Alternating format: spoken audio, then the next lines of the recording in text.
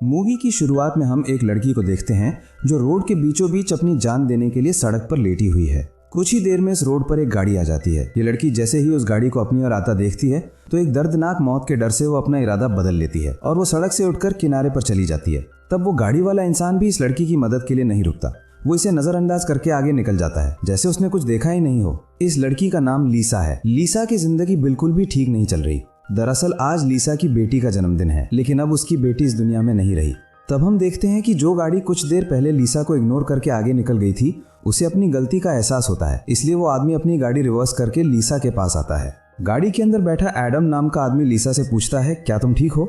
जिस पर लीसा जवाब देती है, हाँ मैं ठीक हूँ, मुझे कुछ नहीं हुआ। इस पर उस आदमी ने लीसा को बताया कि इस सुनसान इलाके से शहर काफी दूर है, इसलिए अगर तुम चाहो तो मैं तुम्हें शहर तक लिफ्ट दे सकता हूँ। लीसा मान जाती है और फौरन उसकी गाड़ी में बैठ जाती है। सफर के दौरान एडम लीसा से पूछता है कि तुम अकेली सुनसान जगह में क्या कर रही थी? लीसा ने एडम को बताया कि आज मेरी बेटी का जन्मदिन है, जिस वजह से वो आज मुझे बहुत याद आ रही है, पर बदकिस्मती से वो अब इस दुनिया में नहीं रही और अब मैं बिल्कुल अकेली हूँ। कोई भी ऐसा नहीं है इस दुनिया में जिससे मैं अपना कह सकूँ।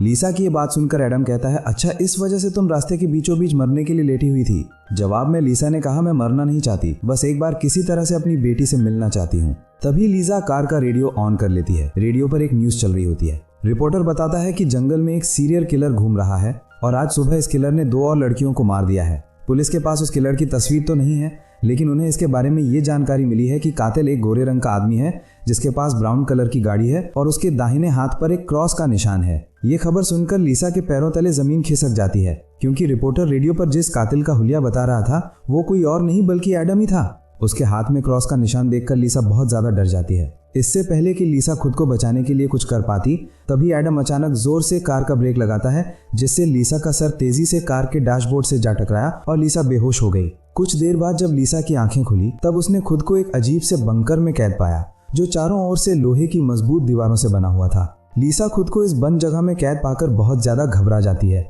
और मदद के लिए चिल्लाने लगती है, लेकिन उसकी मदद करने कोई नहीं आया। हम देखते हैं कि लीसा को एक अलग तरह का सूट पहनाया गया है और उसके हाथ में एक घड़ी भी पहनाई गई है। लीसा उस घड़ी को निकालने की बहुत कोशिश करती है, लेकिन वो घड़ी इतनी मजबूत थी कि काफी कोशिश के बाद भी वो उसके हाथ से नहीं निकलती। आखिर में जब उसे रियलाइज होता है कि इस जगह से निकलना इम्पॉसिबल है, तो वो थक हार कर एक जगह पर बैठकर रोने लग जाती है। तभी अचानक उस चेंबर का दरवाजा खुला। लीसा ने देखा कि दरवाजे के दूसरी ओर एक सुरंग है। उस सुरंग के एंड से रोशनी नजर आ रही थी। लीसा को समझ आया कि अगर इस जगह से बाहर निकलना है तो इस सुरंग से होकर निकलना पड़ेगा। लीसा खुश हो जाती है कि उसे बाहर निकलने का रास्ता मिल गया है, लेकिन जैसे ही वो सुरंग के अंदर चली गई, तभी अचानक उसके पीछे उस चेंबर का दरवाजा अपने आप बंद हो गया। ये देखकर लीसा की सांस रुक गई और अब उसे समझ आया कि वो पहले से भी ज्यादा खतरनाक जगह में फंस गई है। तभी अचानक लीसा के हाथ में बंधे ब्रेसलेट में अलार्म बजने लगा और 11 मिनट का टाइमर सेट हुआ। ये देखकर लीसा समझ गई कि मुझे 11 मिनट में यहाँ से निकलना होगा, नहीं तो मैं हमेशा के लिए यहाँ पर बंद रह जाऊंगी। इसीलिए लीसा अपने हाथों और पैरों के बल रेंगती हुई जल्दी से उस रोशनी की तरफ बढ़ने लगी। लेकिन जैसे ही वो उस रोशनी के करीब होती जा रही थी, तभी अचानक उस सुरंग का आगे का दरवाजा धीरे धीरे बंद होने लगा। ये देखकर लीसा और तेजी से आगे बढ़ने लगी, लेकिन जब वो उस दरवाजे के पास पहुंची तो वो दरवाजा पूरी तरह से बंद हो चुका था। लीसा को कुछ समझ नहीं आ रहा था कि अब यहाँ से कैसे निकला जाए। वो चीख चीख कर रोने लगी।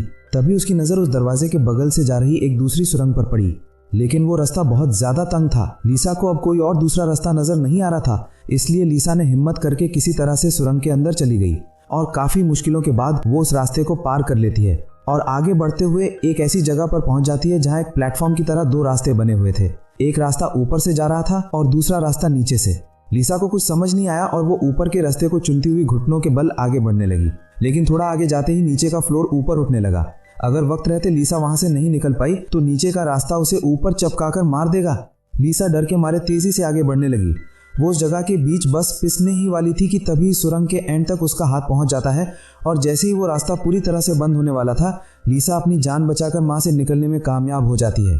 खुद को कुचलने से बचाकर वो एक सुकून की सांस लेती है, लेकिन उसे पता नहीं था कि अब उसके लिए मुश्किलें और भी बढ़ने वाली हैं, क्योंकि आगे का रास्ता और भी ज्यादा खतरनाक है। तभी उसके घड़ी में अलार्म बज उठा। ये अलार्म बता रहा था कि आधा समय बीत चुका है और अब उसके पास सिर्फ 5 मिनट बाकी हैं।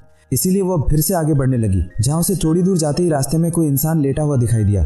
लीसा जब उसके करीब आई तो उसने देखा कि वो कोई जिंदा इंसान नहीं बल्कि एक जली हुई डेड बॉडी है, जिसकी हालत बहुत खराब है। उस लाश के हाथ पर भी वैसी ही घड़ी बंधी हुई थी जैसी लीसा के हाथों पर बंधी थी। लीसा को समझ आ गया कि ये इंसान भी मेरी तरह इस सुरंग से निकलने की कोशिश कर रहा था, लेकिन वो यहाँ से निकलने में कामयाब नहीं हो सका और मारा गया। मतलब यहाँ से निकलना इम्पॉसिबल है। इस डेड बॉडी को देखकर लीसा की यहाँ से निकलने की बची खुची उम्मीद भी टूट गई, लेकिन उसने किसी तरह हिम्मत जुटाई और इस डेड बॉडी को साइड पर करके आगे बढ़ने लगी। जब वो घड़ी की तरफ देखती है तो उसके पास सिर्फ 2 मिनट का टाइम बचा हुआ था, इसीलिए वो और तेजी से आगे बढ़ने लगी। तभी अचानक एक मजबूत लोहे की सलाखों ने आकर उसका रास्ता रोक दिया। साथ ही उस सुरंग की दीवारों में से ढेर सारे हीटिंग पाइप निकलकर बाहर आने लगे और उस जगह को गर्म करने लगे। ये देख लीसा पूरी तरह से घबरा गई। वो समझ गई कि जल्द ही उसकी भी लाश उस जले हुए इंसान की तरह इस सुरंग में पड़ी होगी। उसे आगे क्या करना है कुछ समझ नहीं आ रहा था। तभी उसके पीछे दीवार का एक छोटा सा सेक्शन खुल गया, जिसे देख लीसा पीछे की तरफ रेंगती हुई उसके अंदर घुल गई। अगले ही पल एक कांच के दरवाजे ने इस सेक्शन को पूरी तरह से बंद कर दिया। जैसे ही लीसा के हाथ में बंधी घड़ी में टाइमर 0 पर पहुंचा, तभी उन हीटिंग पाइप से आग फुआरे की तरह निकलने लगी और देखते ही देखते वो पूरी सुरंग आग की लपटों में डूब गई। लीसा जिस सेक्शन में बंद थी वो पूरी तरह से सिक्योर था, जिस वजह से उसकी जान बच गई। कुछ देर बाद वो हीटिंग पाइप्स वापस दीवार में चली गईं। लीसा जिस सेक्शन में बंद थी उस चैम्बर का दरवाजा खुल गया। लीसा ने जो कुछ अभी अपनी आंखों के सामने देखा, उस वजह से लीसा उस सेक्शन से बाहर नहीं निकलना चाहती थी, पर उस सेक्शन की दीवार लीसा को बाहर धकेल देती है और पहले की तरह अपने आप सुरंग से जुड़ गई। लीसा जैसे ही वहां से बाहर आई, तभी उसकी घड़ी में फिर से 11 मिनट का टाइमर सेट हुआ।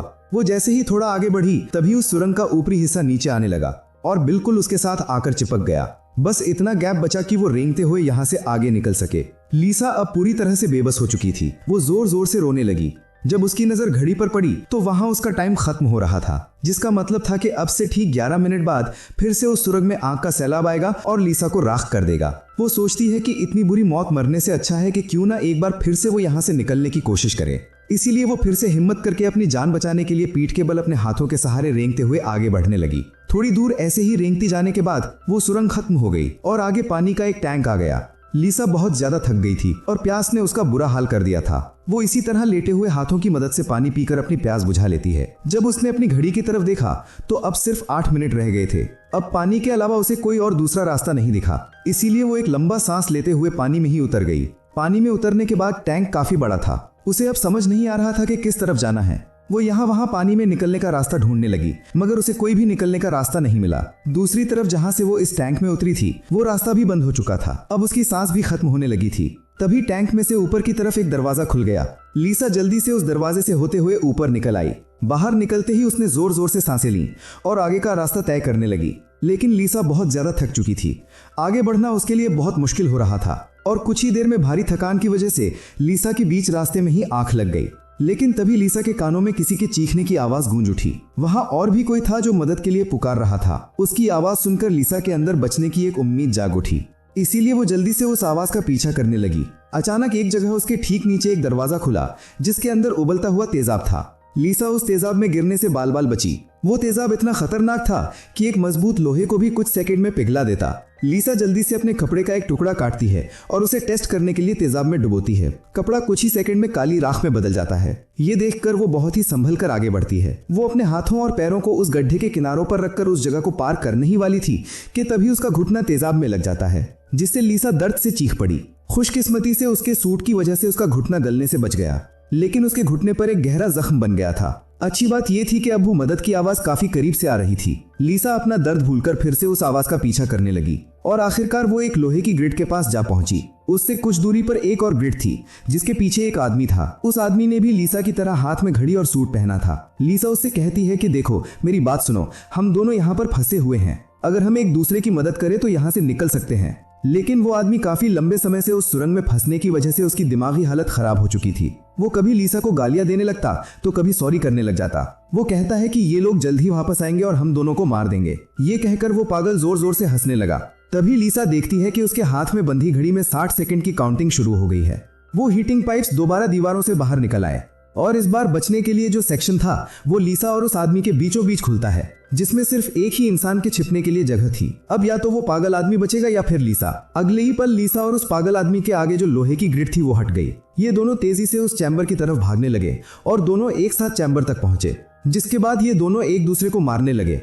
उस बीच कभी लीसा उस पागल आदमी को चैम्बर से बाहर निकाल देती तो कभी वो पागल आदमी लीसा को बाहर धकेल देता। लेकिन आखिर में जैसे ही वक्त खत्म होने वाला होता है, लीसा उस आदमी को लात मारकर चैम्बर से बाहर कर देती है। वो आदमी लीसा को पैर से पकड़कर बाहर निकालने की कोशिश करता है। तभी 60 सेकंड खत्म हो गए और उस चैम्बर के शीशे के दरवाजे ने उस आदमी का हाथ काट दिया। दर्द से वो आदमी चिल्ला उठा। तभी लीसा की नजर उस आदमी के हाथ पर पड़ी जिस पर क्रॉस का टैटू बना हुआ था। उस टैटू को देखकर लीसा समझ जाती है कि यह आदमी कोई और नहीं बल्कि उसे कार में बेहोश करने वाला सीरियल किलर एडम है।